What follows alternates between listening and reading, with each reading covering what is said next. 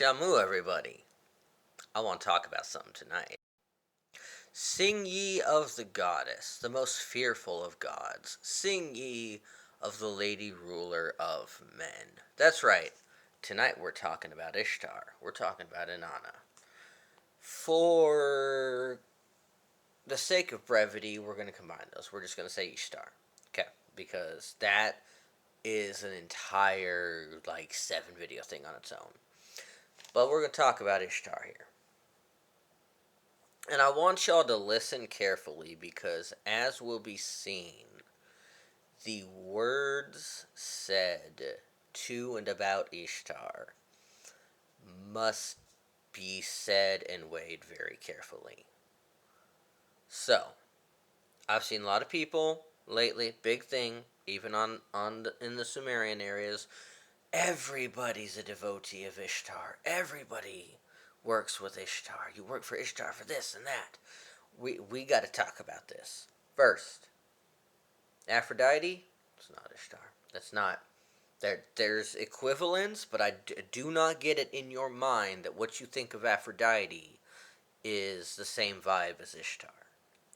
Second, a lot of y'all saying you're devotees, doing a little makeup in the mirror for her. That's not how we do this. You need a cultic statue. You need a mishpi and a peachpi ritual, the opening and cleansing of the mouth. You need to feed and care for and bathe and dress and anoint that statue daily. There's a lot that goes in to being a devotee, a full devotee, like some of y'all portray of the Mesopotamian gods. Maybe I'll do a secondary video on that. But right now, tonight, we are focusing on Ishtar. There's an alleged celebration of Ishtar coming soon, so I felt this would be a good time. Plus, I've had some talks with some people. It's like, yeah, okay. So who is Ishtar? Ishtar is associated with Venus, our archetypal thing of Venus. I hate archetypes. She is the goddess of love, but also the goddess of war, and the goddess of many things. The best way to describe what she is a goddess of, let's put love, war, all these dichotomies to the side. She is the goddess of passion. Venus is passion in all its forms. Whether it's love, whether it's hate, whether it's, spite or trickery or war. It is hell hath no fury like a woman scorned. This is the woman scorned. We all know the myth of the descent of Ishtar, the descent of Inanna, going down to the netherworld and all of that. I want to focus on a part where that people really don't focus on. Why was she going down there to begin with? She went down there because she believed she did not have enough domain. She wanted her sister's domain. She was going there under the premise of mourning with her for her husband. Now, when she got there, she said something, and she said it twice, and this is something we even see going forward into the PGM and Greco-Roman magic. I don't know why the light changed there. Demanding that they let her in, lest she tear the gates of the netherworld asunder, and the dead shall rise and consume or outnumber the living. She threatens this at the threshold of the netherworld. She threatens this to her father, Enlil, in the Epic of Gilgamesh, in order to get the Bowl of Heaven. This is not something done lightly. This is a threat. Now, the door of the netherworld, all of that is controlled by she who controls the netherworld, which is not Ishtar. But she's her that much that she could do that. She is everything impassionate and inflamed. She loves deeply. We have the fertility ritual of Eden Dagon to show that. We have the escapades of her with her many lovers. She is associated with sexual liberation. But but at a cost. Notably in the Epic of Gilgamesh, after Gilgamesh slays Humbaba, Ishtar is stricken with him, and comes down and comes to speak with him, and court him, and seduce him.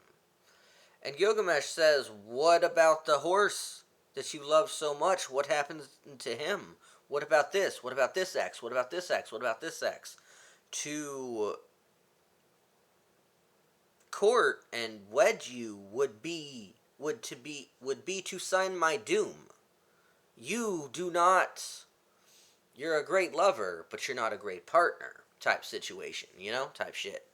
And in response to being spurned in this, she unleashes the Bull of Heaven, which Gilgamesh with his boy Enkidu do slay, and Enkidu taunts Ishtar a little bit, like, this was nothing, throws the jawbone at her, and Ishtar gives him god cancer.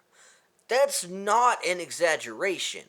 She declares he must be struck dead for daring to offend her. This is on brand for her. This is something we need to remember. This is passion in everything. It was passion in courting Gilgamesh. It was passion in being skirned. It was passion in dealing with such an insult to her. In the Descent, it's passion that makes her seek out more of a domain. It's inflamed passion in anger when she comes back, and a soul must go back to the underworld. A soul must go back to the netherworld if she is to leave. That is the law of the netherworld. And she goes through all these people. And as soon as she sees her husband, Dumuzid, back to his playboy style, she's like, he didn't mourn me well enough. Send him to Ukur. And that's it. There's no thinking about that. It's not till later she regrets it. We need to remember these aspects. And we even have a story with Ishtar talking about how important these aspects are. Ishtar goes to Enki and is like, "Enki, nobody wants to fuck with me." And Enki's like, "That's because you're stubborn." "No, I'm not." "Yes, you are." "No, I'm not." "Yes, you are." "No, I'm not." "Yes, you are." "I'm not." "Fine. You know what, Ishtar? Here's what we're going to do. I'm going to separate you. I'm going to separate you into your two halves." So we have the story of Ishtar and of Zaltu. Zaltu is too hot-headed and temperamental to get anything accomplished. And Ishtar, without that, is too lovey-dovey and like doormatty to get anything accomplished. So this whole story talks about how one aspect of this alone is not enough. Both aspects need to be there for unbridled passion to move the world in the ways that we know of Ishtar to move. And if we're going to be devotees to Ishtar, if we're going to really walk that path, we need to remember it's not just love, it's not just war, it's passion in everything. Whether you're courting someone, or you're writing, or you're drawing, or you're gaining your power, it's passion. Venus is not love, Venus is passion. And this is important. This is a very important aspect to her that is left out of the conversation. And, I mean, she's that bitch. I don't know what else to say. She's the epitome of diva. Like, go off, but also, like, we're a little concerned about how much you go off. And that's the relationship we have to understand with her nature, and trying to embody that nature. Additionally, because I'm running out of time, all of y'all conflating Ishtar with the Virgin Mary, stop. Ninhur Saga is right there. Go take a look. Those who are doing that, she's not that kind of woman at all. Maybe I'll get into that to another video, but I got 30 seconds left. May your ancestors bring you the sweetest of portents, and may you have the most wonderful of dreams. And those in the Midwest, buckle up, it's about to get cold.